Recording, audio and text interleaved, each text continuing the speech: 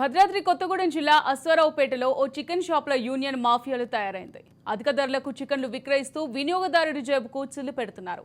ప్రభుత్వ మార్కెట్ ధర 220 రూపాయలుండగా 270 నుంచి 290 వరకు ఇష్టానుసారంగా అమ్ముతున్నారు. యూనియన్లో లేని ఓ దుకాణదారుడు 200 రూపాయల మార్కెట్ ధరకే బోర్డు పెట్టి చికెన్ విక్రయిస్తుండటంతో ఆగ్రహించిన యూనియన్ సభ్యులు సదరు షాప్పై దాడి చేశారు. దాడిలో గాయాల పాలైన చికెన్ షాప్ వర్కర్ని హాస్పిటల్కి తరలించారు. గారి దగ్గర పనిచేస్తున్నాను. ఆయన దగ్గర ఏంటంటే మేము కేజీ చికెన్ 200 అమ్ముతున్నాం. అయితే అసలు ఎవరికి ఎక్కువ రేట్లు ఆయనకి అమ్మడం ఇష్టం ఉండదు.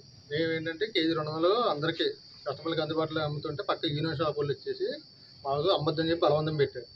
అయినా సరే మేము ఒప్పుకోలేదు.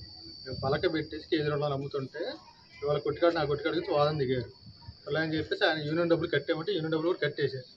ఆ డబ్బులు వచ్చి మొత్తం గిరాడు కొట్టేసి ఆయన వేరే వాళ్ళ మనిషి ఆయన ఆల్సీ వీళ్ళందరూ కలిపి వేరే మనిషిని తీసుకొచ్చి నన్ను కొట్టారు. షాప్ పడికి వచ్చి తీవ్రంగా కట్టారు. మొత్తం ఇక్కడ ఇది గోవా బాగా నొప్పి వస్తుంది. గుండెల్లో బాగా ఎక్కువైపోయింది. పలానా సౌకర్య గారి దగ్గర పనిచేస్తున్నాను. ఆయన దగ్గర ఏంటంటే మేము కేజీ చికెన్ 200 అమ్ముతున్నాం. అయితే అసలు ఎవరికి ఎక్కువ రేట్లు ఆయన